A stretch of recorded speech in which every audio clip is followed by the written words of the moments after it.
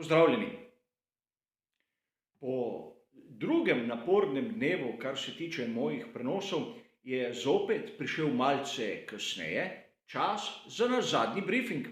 Poglejmo si skupaj, kaj moramo vedeti, preden se bo začela dirka za veliko nagrado Španije.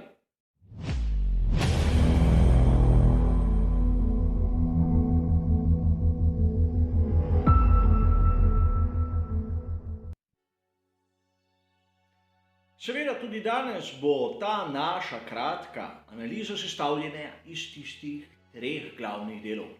V prvem se bomo ozrli na same kvalifikacije, kaj se je tam zgodilo in kaj se da iz tega razbrati. V drugem se bomo ozrli na sam ritem in v tretjem bom podal tista moja osebna videnja glede možnih strategij za nedeljsko dirko. A lepo po vrsti. Tu v Barceloni smo praktično vsi mi navdušenci pričakovali boj med Mercedesom in Red Bullom. Kdo je močnejši? In kar smo videli na kvalifikacijah, je verjetno večino nas presenetilo. Izenačenje. A tu bi rad poudaril nekaj. Videli smo, da po mojem mnenju je Mercedes še zmeraj malce hitrejši od Red Bulla. A treba je upoštevati kombinacijo Maxa Verstappena in RB16B ter na drugi strani Lewisa Hamiltona ter Mercedes W12. Razlika med Hamiltonom in Verstappenom seveda minimalna. Govorimo o nekaj stotinkah, kar je zanemarljivo. A razumeti moramo, da Lewis Hamilton je dosegel najboljši štartni položaj, statistično 100, a to po mojem osebnem mnenju ne pomeni nič. Ni to njegov zadnji, vsaj tako si predstavljam. Zakaj sem govoril, da je Mercedes kot bolid še zmeraj malce hitrejši? Ker Valtteri Bottas na tretjem mestu je imel zaostanek tam dobro desetinko za Hamiltonom. Torej v rokah povprečnega voznika je Mercedes W12 še zmeraj hitra šasija. Nekaj, kar za RB16B v tem trenutku ne moremo trditi, še posebej, če se ozremo na težave, ki jih je imel Perez. Govorili smo že o tem, da vloga Pereza je najprej ta, da se postavi pred Bottasa, a tu vidimo, da so bili drugi pred njim. In najprej bi rad pohvalil fantastičen rezultat Charlesa Leclerca. Rezultat kot četrto mesto na kvalifikacijah, ne govorim o zaostanku. Zaostanek je gromozanski, da smo si na jasnem. In treba je omeniti fantastične kvalifikacije, tako Ocona kot Sainza. Seveda, Ferrari dokazuje, da na kvalifikacijah in tudi prostih treningih ima izjemno velik potencial. Tem na dirki niso še dosegli tistega, kar si marsikdo želi.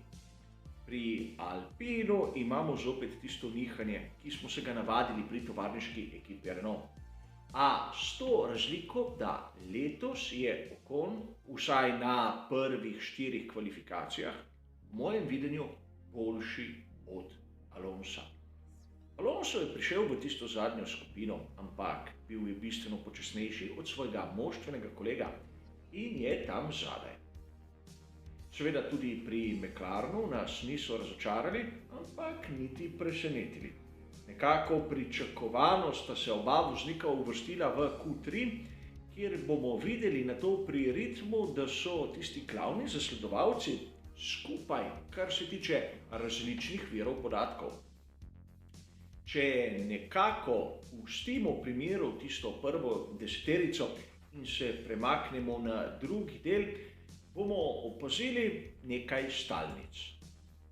Namreč Aston Martin je tam v ozadju. Seveda slabši rezultat od tistega, ki smo ga videli lani pri Racing Pointu, a mislim, da tokratne kvalifikacije kažejo večjo konsistentnost.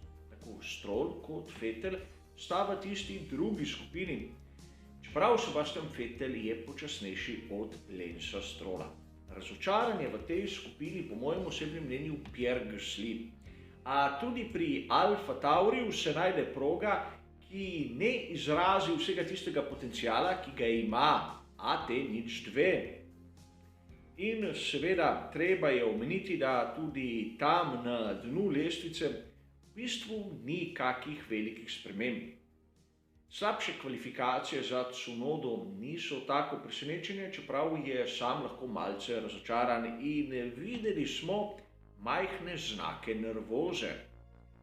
A treba je pohvaliti zopet dobro predstavo Russella, kateri je prišel v drugo skupino in je bil bistveno hitrejši od tistega, kar kaže njegov moštveni kolega.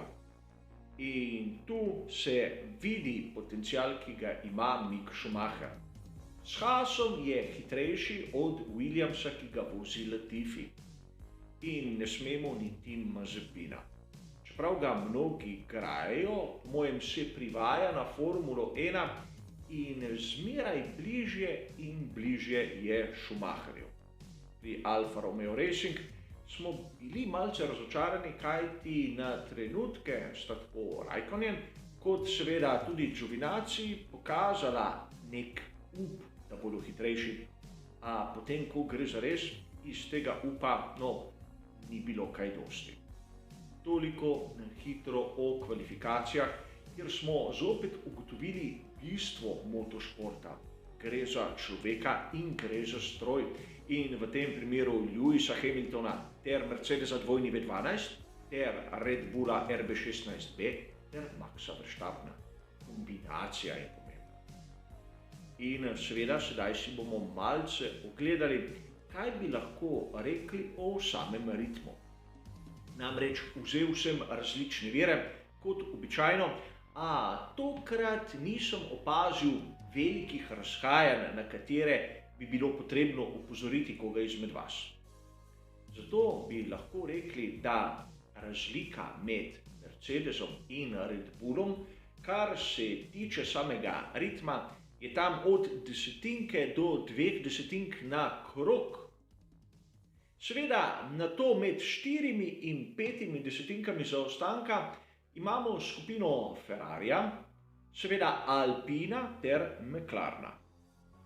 In tu ekipe niso naštete po tisti jakostni lestvici, temveč bomo videli na sami dirki, kako se bodo zadeve obnesle. Namreč pri Ferrariju smo lahko opazili, da mnogokrat na sami dirki so slabši od tistega, kar vidimo na kvalifikacijah, zato bodimo malce pozorni. Imamo seveda tudi Aston Martin, kateri zaostaja nekje tam za sekundo, z njim seveda tudi Alfa Tauri, medtem ko Alfa Romeo Racing in Williams se gibata tam približno okrog sekunde in 2 desetink. Haas seveda je daleč zadaj in težko je oceniti njihov ritem. A nekako smo zopet ugotovili, da boj med Lewisom Hamiltonom in Maxom Verstappenom se bo lahko zgodil tako na progi, kot tudi pri izbiri prave strategije. In seveda ne smemo pozabiti, da možne so vremenske spremembe. Če ne drugega, bomo lahko v nedeljo videli oblačno vreme in rahlo nižje temperature. Tista možnost dežja še zmeraj obstaja.